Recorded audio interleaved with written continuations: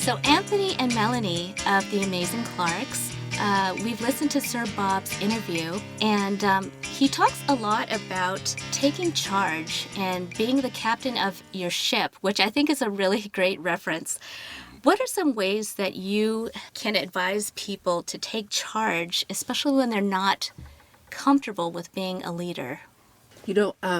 I loved when he said that, taking charge of your ship, because for us, and he talked a lot about energy, and we're all about energy. We're helping people to manage their energy. We're supporting them and the different energies that are showing up in their life.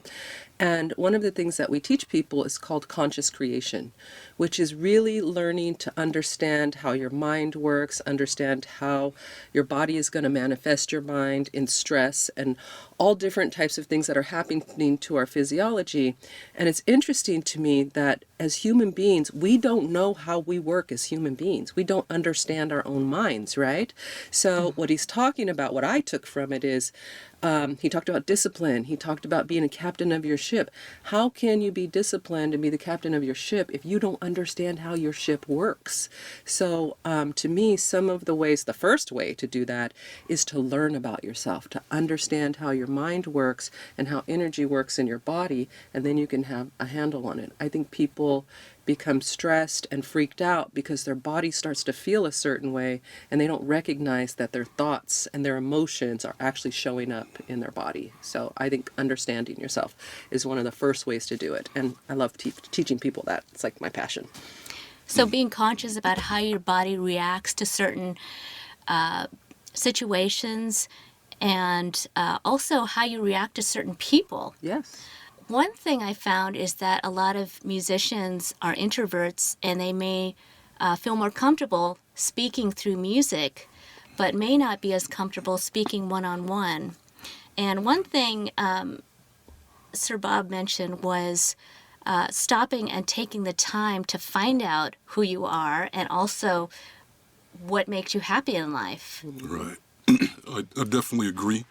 And I have the saying, if you don't go within, you will go without. If you don't go within, you will go without. And the thing as an artist, especially if you're a gifted artist, where the public responds to you and you can move people and provoke those emotions, whatever those emotions you're provoking. One of the reasons from my perspective that artists are able to do that is because they're tapping into a higher consciousness. They're tapping into their spiritual connection. They're being a vessel to let the brilliance of our creator, our source energy, come flow through them. And they're just choosing the format of music. And so when they're performing music, creating music, writing music, they're tapping into that higher consciousness, that higher spirit, brilliance. So when they're on the stage, they're tapping into that because they've been practicing that. And when they're in that place, they're in alignment. They're thinking like their higher self. They're looking at the world through love, abundance, and appreciation, not through fear, not through shame. And they're not thinking about it, they're just being. And that's what the crowd is feeling. That's what people are connecting to. It's not cognitive, it's energetic. If it's just words and you're not tapping into their higher consciousness, they're not going to feel you. They'll hear you, but they won't feel you. Mm-hmm. What they're feeling is their spiritual connection. So if I'm an artist, I'm on that stage, and I'm connecting, I'm in alignment, I'm connecting to my higher self. I'm in alignment. Mm-hmm. And then that audience, they have spirits too. And I'm tapping into their spirits. So it's like if you have a bunch of tuning forks in a room, you hit one, ding, the other ones, ding, they all resonate at that frequency. So that artist is moving himself out the way and tapping into that high energy and unfiltered, and that's what the crowd is feeling. But the issue is they don't know how to do that off the stage. They've only practiced it in one area of their life. And so even if they're an introvert, that's okay. You could still be a great leader as an introvert. In fact, that could be even better if you're connected to that higher self. Because then you're not leading because your higher self is your internal guidance system. It knows what's best for you. It'll lead you to whatever it is that you want. But you have to be able to tap into it and listen to it, not just on the stage, but off the stage. But your higher self, when it's always trying to lead you and guide you, it doesn't yell. It whispers. It whispers. And if you have that fear, anxiety, what people are thinking, you're thinking about this, you're missing out on that voice. You're missing out on that. And you're going to feel lost. You're going to feel afraid. You're going to feel hopeless. And Not good enough. Not good enough. Worried about what other people are thinking. You're going to feel lost. And so the only way you're going to hear that spirit is to kill that noise. Right, to quiet your mind Yes. down. And meditation is one way that people are able just to stop in the middle of their busy days and just have their minds take a break. That's pretty much what it is, along with being able to quiet your mind so that you can listen to that little voice in the back of your head that's sort of guiding you or giving you messages toward what you should be doing with your life. Yes. And you mentioned about the fear and anxiety, and Sir Bob also mentioned that a lot of musicians might reach for other things to help quell that fear instead of sitting with it and thinking about what is causing that. They might reach for alcohol, they might reach for drugs, they might reach for sex. How do you talk with people to have them face the fear versus using other things to try to quell that fear? So I'll start and then I'll let you jump in. Okay. What we've learned and what resonates with us is that everybody is searching for that spiritual connection.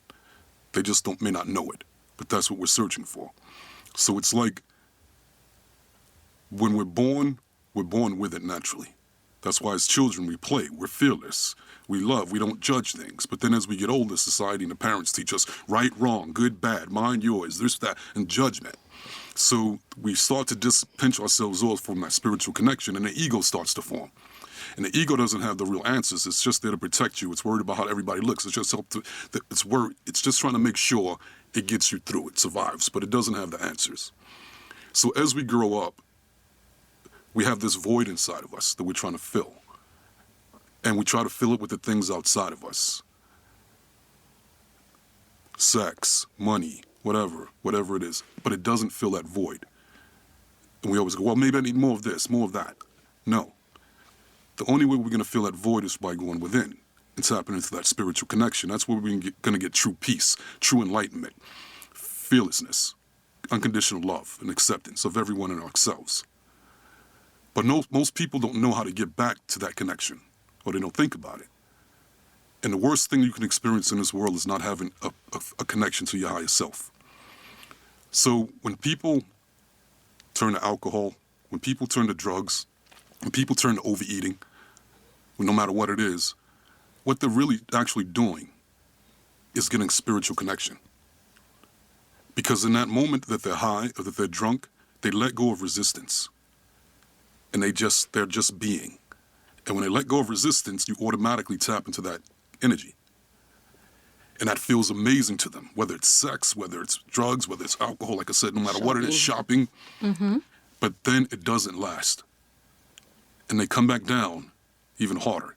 And they can't wait to get back, because even a bad spiritual connection, an unhealthy one, is better than nothing at all.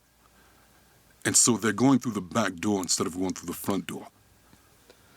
But then the problems begin to happen because the body gets addicted, and after a while, the stimulation, you need more and more and more until they get to a point where those substances no longer can get them back to that connection. And that's when the real problems start, because then it starts to feel hopeless. It starts to feel like I have no way in to get this connection. I don't know how to get to it, and I feel lost and afraid. And when people are experiencing that hopelessness feeling, there's nothing worse than that. And the anxiety is fear. It's fear, I'm never going to reach that high again. And especially for musicians who are getting the high of a cheering crowd or of fame or all of the things that they thought, once I get that, I'm going to be happy. But it only lasts for the moments that they're in that spotlight.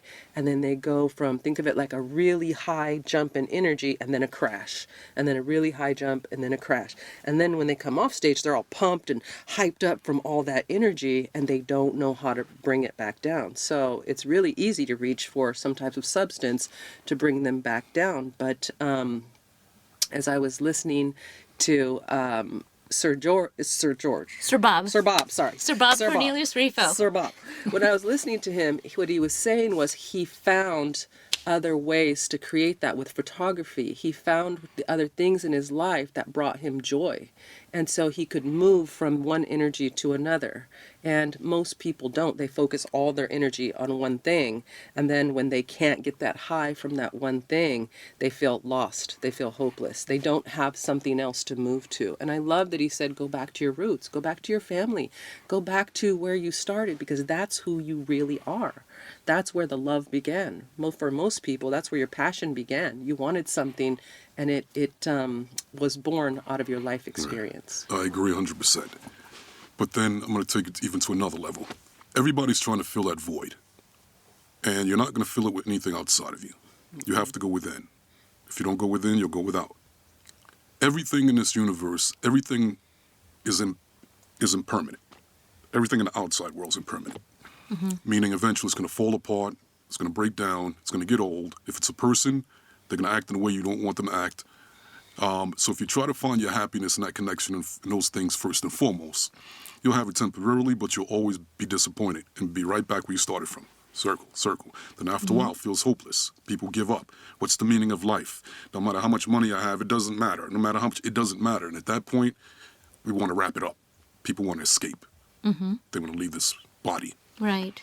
The only thing in this universe that's permanent, the only thing is energy. Energy never dies. It just goes into form and out of form, into form and out of form. And that energy is within us. That's that spirit. So nothing's going to truly solve anything until you learn to have that connection with that spirit within. And it never changes. It'll never let you down. You'll always be satisfied. You'll always be happy if you go back to that place. Now, at that point, you may still want those things in the outside world. They can bring a degree of happiness, but you don't need them. You're not dependent on that. So now, even going back to your family, that's great. That's a great start. But your family's not going to do it for you either. And that's why a lot of artists, when they go back to the old neighborhoods, they're like, oh, this is great for a little bit. But then it's like, oh, I don't feel like I fit here even. What are you going to do then? So you have to build that connection within. That's really, really important. Well, that connection within often is self-love or self-forgiveness. That's a big one also.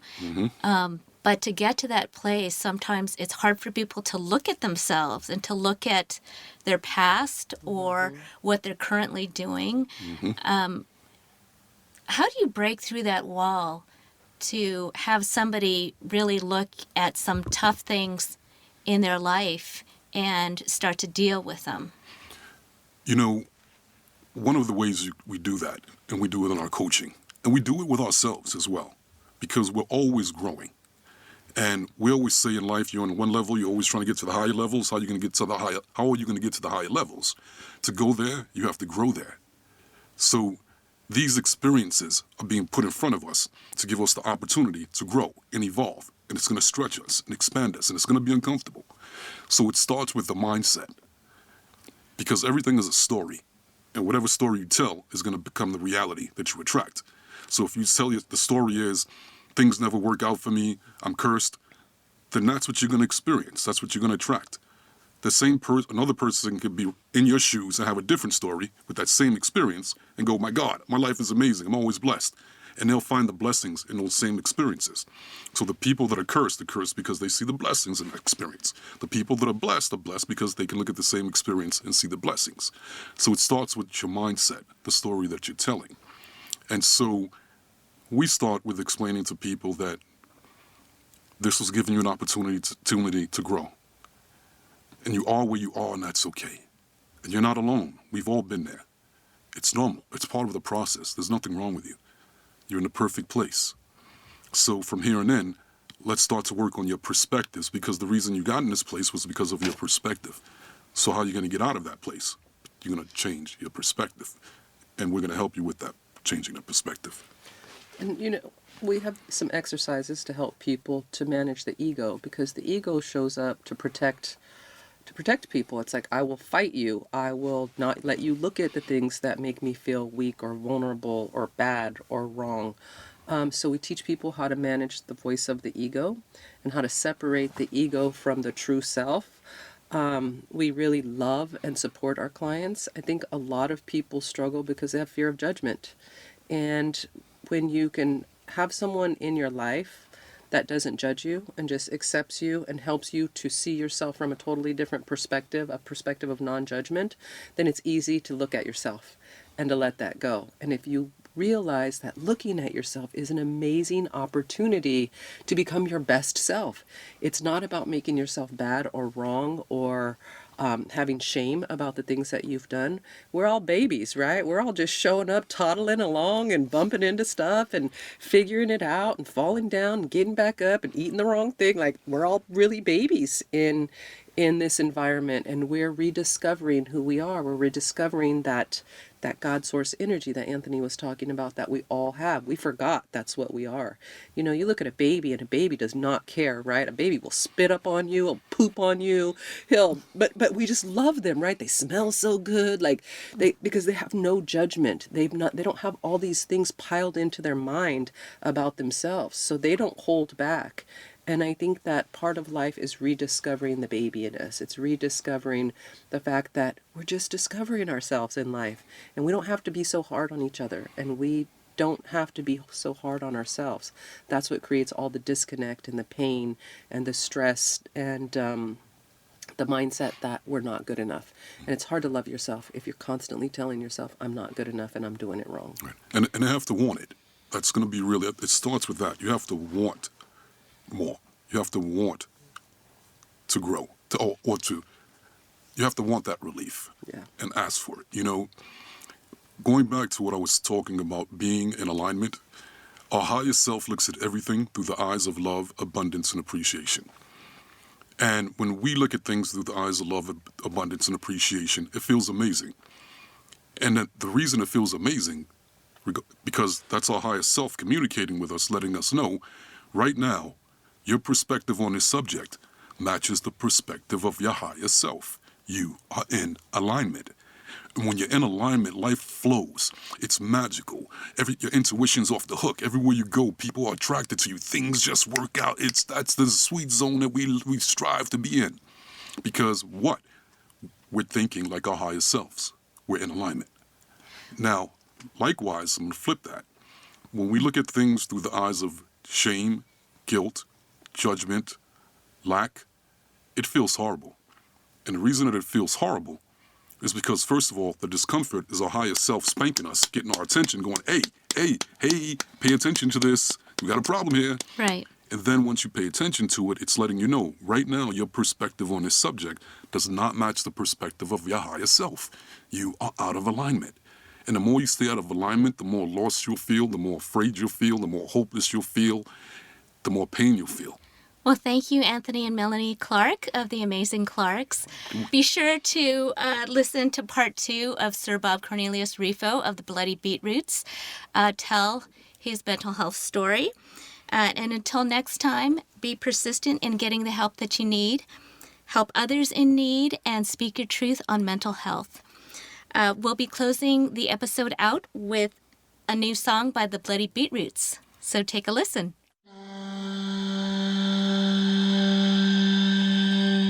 If you wanna be my ride, I'll pick you up, I'll pick you up. If you wanna live this life, you gotta give it up, gotta give it up. If you wanna be my ride, I'll pick you up, I'll pick you up. If you wanna live this life, you got